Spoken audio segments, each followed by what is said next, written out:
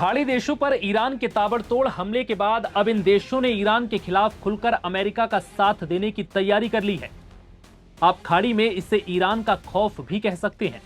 दरअसल अमेरिका के सहयोगियों पर दनादन ईरानी हमले के बाद सऊदी अरब, यूएई, कतर जैसे तमाम देशों की हालत खराब हो चुकी है।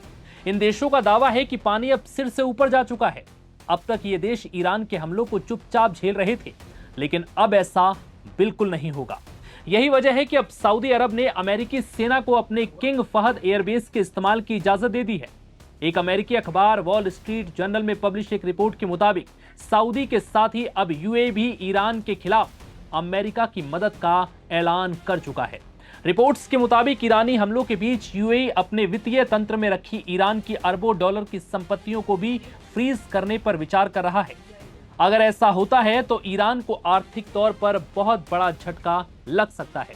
लेकिन इन सब के बावजूद इन देशों को यह समझ आ रहा है कि अगर अमेरिका पीछे हटा तो ईरान इन सब के लिए बेहद घातक साबित हो सकता है। अब यह समझिए कि ईरान के खिलाफ यूएई और सऊदी ने क्यों अपना रुख बदल लिया है। दरअसल अमेरिकी और इजरायली हमले के बाद से ईरान जिन खाड़ी देशों पर हमला कर रहा है उसमें Saudi, UAE, Qatar, Kuwait, Bahrain और ओमान शामिल हैं।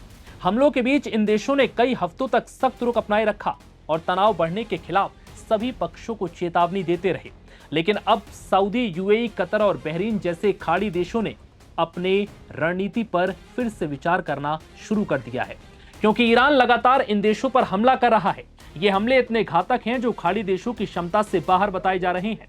वहीं जब अमेरिका और इजराइल ने ऑपरेशन रोरिंग लायन और एपिक फ्यूरी शुरू किया, तब खाड़ी देशों को इस बात पर भी शक था कि क्या ये हमले ईरान के परमाणु कार्यक्रम और मिसाइल कार्यक्रम को रोक पाएंगे।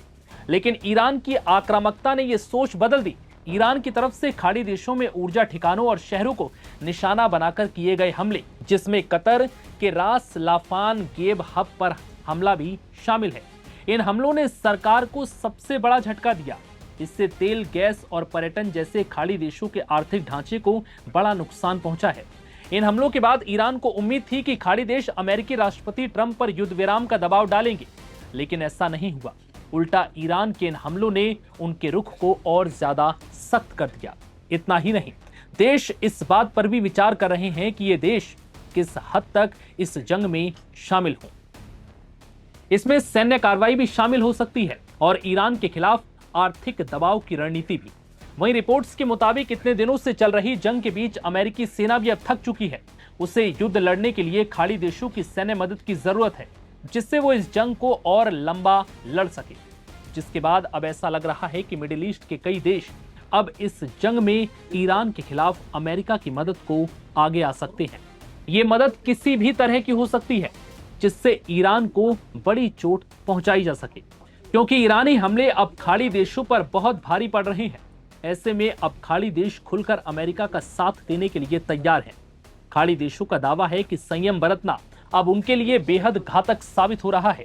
खाड़ी देश भी लगातार अमेरिका पर दबाव डाल रहे हैं कि युद्ध का अंत ऐसा होना चाहिए जिससे ईरान की सैन्य ताकत पूरी तरह से खत्म या बहुत कमजोर हो जाए, क्योंकि खाड़ी देशों को इस बात का डर है कि अगर ईरान को ऐसे ही छोड़ दिया तो ये मिडिल ईस्ट के देशों के लिए बहुत बड़ा खतरा साबित हो सकता है। हालांकि इन देशों ने ईरान पर हमला करने से पहले अमेरिका को चेताया था कि भविष्य में ये हमले उनके लिए घातक साबित हो सकते हैं, लेकिन दावा है कि ट्रंप ने उन्हें सुरक्षा का भरोसा दिया था। लेकिन जब इस जंग में खाड़ी देश निशाना बने तो इन्हें बचाने को लेकर ट्रंप की कोई खास तैयारी नजर नहीं आई। खाड़ी देश इसको लेकर लगातार अमेरिकी अधिकारियों से संपर्क साध रहे हैं, लेकिन अमेरिका की तरफ से कोई खास संतुष्टि भरा जवाब और कार्रवाई नजर नहीं आ रही। एक्सपर्ट्स के मुताबिक इस युद्ध ने खाड़ी देशों को बहुत बड़ी सीख दी है कि वो अपनी सुरक्षा के लिए केवल अमेरिका के भरोसे नहीं बैठे रह सकते, बल्कि अपने डिफेंस सिस्टम को मजबूत करना होगा। हालांकि खाड़ी देशों की प्राथमिकता यही है कि ईरान को कैसे भी, किसी भी हाल में कमजोर से कमजोर किया जा सके, जिससे कि युद्ध खत्म होने के बाद वो इस लायक ना रहे कि खाड़ी देश में किसी भी देश पर वो हमला कर सके। फिलहाल इस वीडियो में इतना ही। इजाजत दीजिए।